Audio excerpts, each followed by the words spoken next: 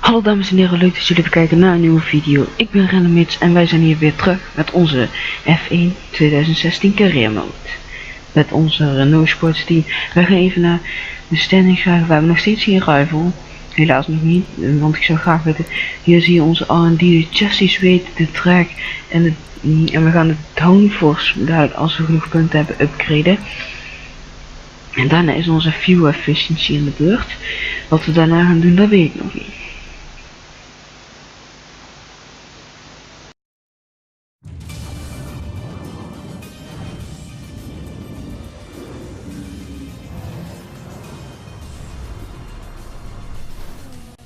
Dus dat was even een kleine info. En wat we hier zien, dat we als eerste in de practice session staan. Dat is echt, oh wauw. Dus hier krijgen we weer onze research points natuurlijk weer 10, 50, 50, 10, 25, 14. Helaas geen punten voor onze time management.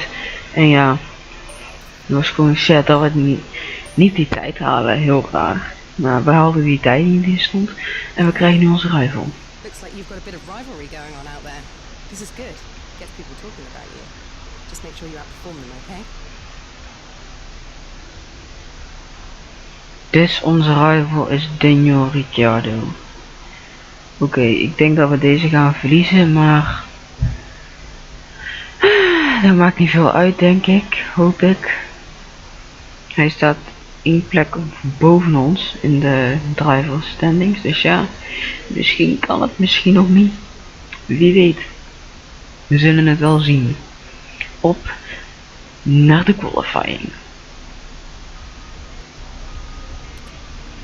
Dus hier zijn we bij de qualifying en we gaan starten.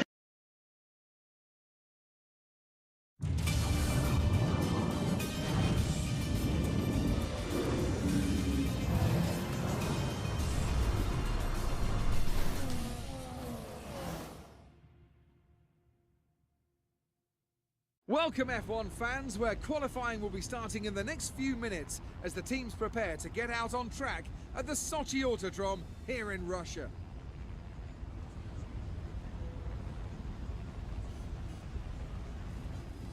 This is the kind of track that eats rear tyres for breakfast, or so I'm told by more experienced drivers than myself.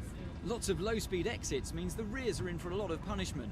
It's all too easy to spin them up coming out of a corner too aggressively. It might look great for us as spectators, as we love to see a car driven beyond its limits, but it's not going to result in a great long-run pace. Ik laat alleen het stukje van de laatste zien, omdat je ziet mijn dingen was niet goed ingesteld en daarom krijg je dit zo raar beeld.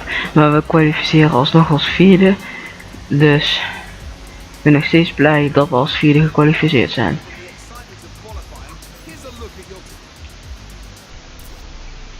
Dus we krijgen weer onze research points 10, 50, 10, 10, 10, 0, 10. Dus dat betekent dat we 658 punten hebben.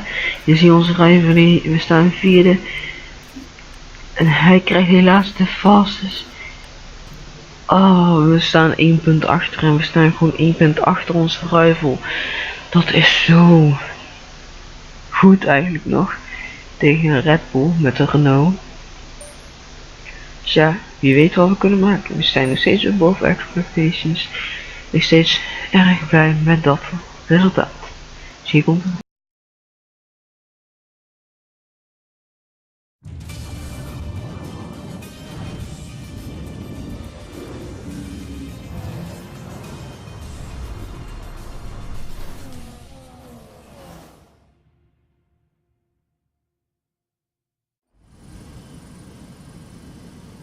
Welcome one and all to the Russian Grand Prix.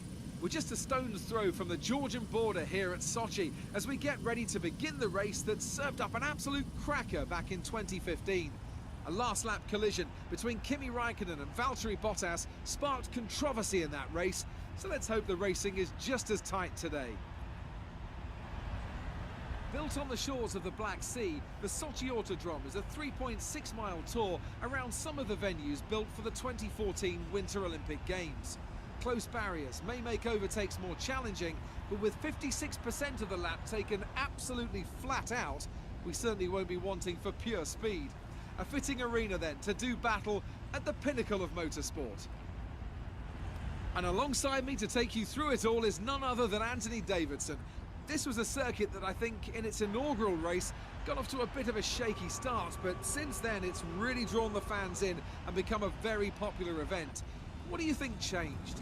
Well, this just goes to show the importance of fixing problems as and when you discover them. As a complete unknown quantity in 2014, the tyre choice was quite conservative, which didn't really allow much in terms of different strategy options. So it was pretty much as you were from lights to flag.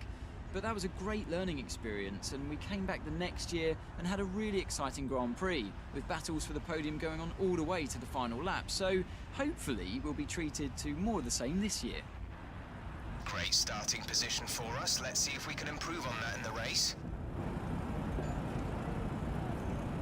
We're almost ready to go then, and this is what the starting grid looks like for today's race. Kimi Raikkonen's perfect lap yesterday sees him start from pole position, with Nico Rosberg alongside. Looking down the rest of the grid, we have Verstappen and a Renault, Lewis Hamilton and Vettel, Bottas, Ricciardo, Hülkenberg and Daniel Kvyat, Massa, Alonso, Carlos Sainz and Gutierrez, Magnussen, Grosjean, Jenson Button and Marcus Ericsson, Wehrlein and Haryanto, Felipe Nasser and Sergio Perez rounds off the grid. And with lights out just moments away, it's time to go down to the track. Dus die zijn we dan bij de race en we gaan natuurlijk even onze strategie kiezen. Dus we doen 1 stop, 10 rondjes op de supersoft, waar we dan naar 20 of 20 eigenlijk moeten op onze soft. We gaan naar increase downforce. Hier gaan we dan 5 rode lampen. De lampen gaan uit en wij zijn weg van onze vierde plek. We verliezen al meteen eentje aan Hamilton. Kunnen wij nog iets doen in de eerste bocht hier? Bijna een botsing met de leaders daar. En dan zit ondertussen Ricciardo ook naast ons. Wij halen iedereen in. Dat betekent dat we nu op de eerste plek liggen. We liggen gewoon op de eerste plek. Ondertussen in lap 3 ga ik hier wijd. En dat betekent dat ik Hamilton voor me moet laten gaan. Maar dat doe ik niet. En Hamilton ligt er achter ons. Hier dan in lap 3 Hamilton met DRS. Hamilton met DRS kan hij iets doen. We gaan nu side by side. En hij laat ons door. Dus we liggen nog steeds op de eerste plek.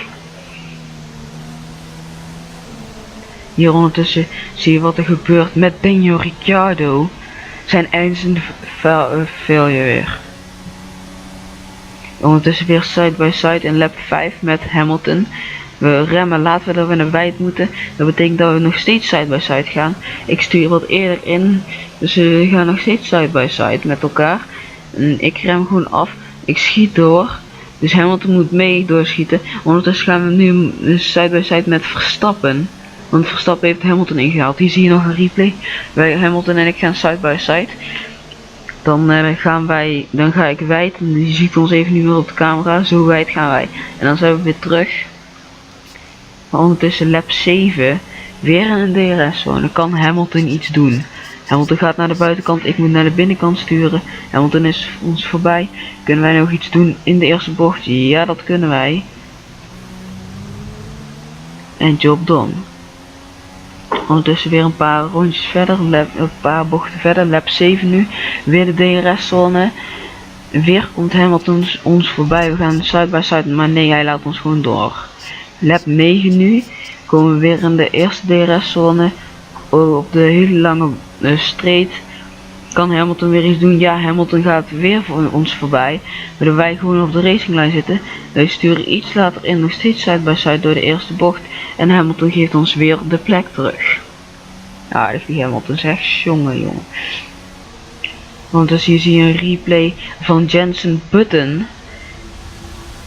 Roman Grosjean gaat hier bij Jenson Button voet in en daar is de crash van Jenson Button en dat is zijn einde race voor hem. Ondertussen lap 9 op de tweede DRS gaat Raikkonen en wij gaan 3 wijd. Ik pak de bocht, ik krijg een waarschuwing, hier zie je nog de replay. Wij gaan Eerst ik, dan Hamilton en dan Räikkönen er voorbij. Wij gaan 3 aan 3. Je ziet dat en Hamilton stuurt in, waardoor ik ook moet insturen. En ik krijg daar een waarschuwing voor. Ik kom hier ondertussen lap 9 komen de pits in voor onze softbandjes. Netjes remmen. Hoe snel gaat deze pitstop zijn, denken jullie?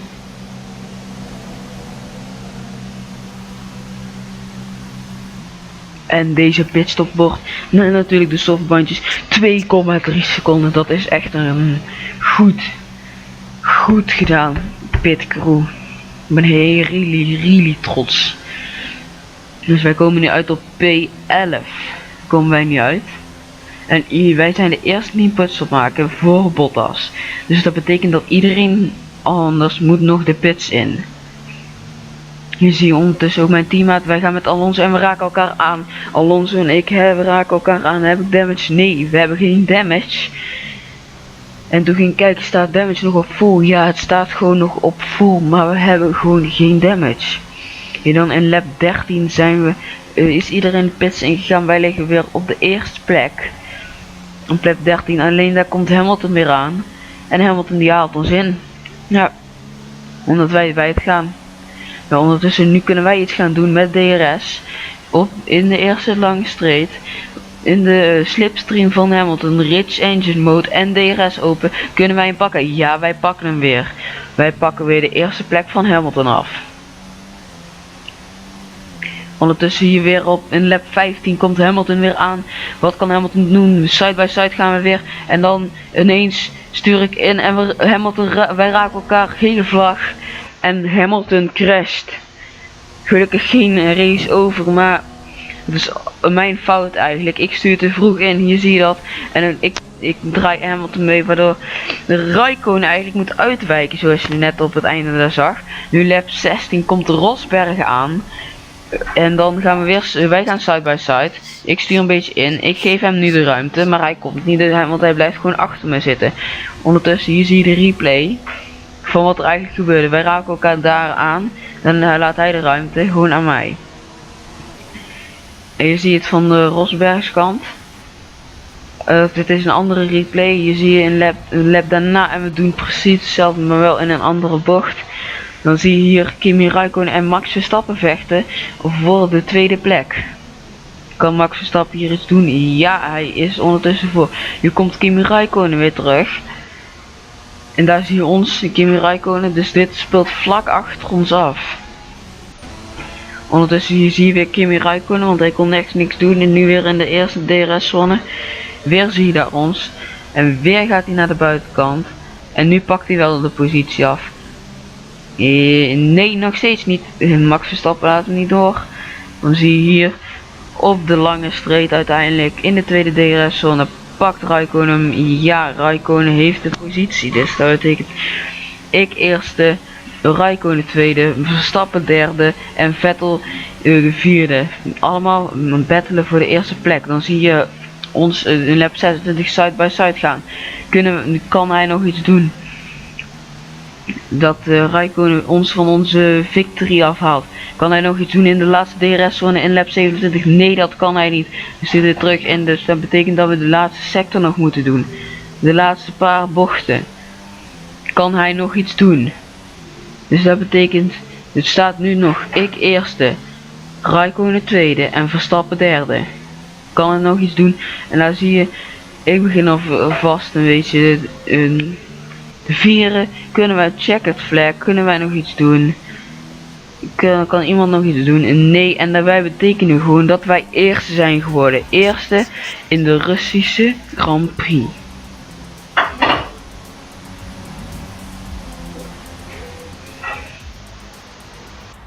A great win then for the Renault team today. Tell me, what was the key to this success? The difference was clearly in the strategy. You could tell they'd done a lot of work on the pit wall to really optimise each stint and get the most out of the tyres.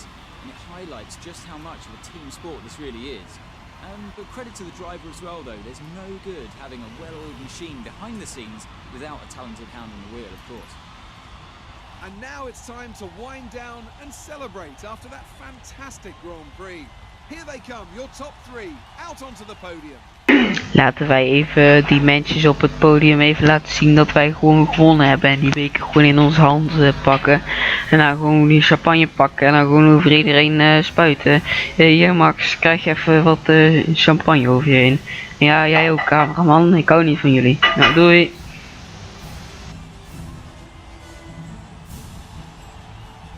En dan natuurlijk niet te vergeten, hè, die mooie foto altijd op het einde. It's a good result for Max Verstappen, who moves further ahead at the top of the table. And now I'd like to ask you, Anthony Davidson, who was your driver of the day? It's got to be Roman Grosjean. Hey Anthony Davidson, daar ben ik het niet mee eens. Ik was gewoon de top driver. Ik ben gewoon eerste geworden. Maar ondertussen zie je dat waar zijn Nico Rosberg is vierde en Hamilton is vijfde. Wij gaan van de zevende plek gaan wij naar de vijfde plek, omdat we een race gewonnen hebben. En natuurlijk van de achtste in de constructies naar de vierde plek gewoon, jongens.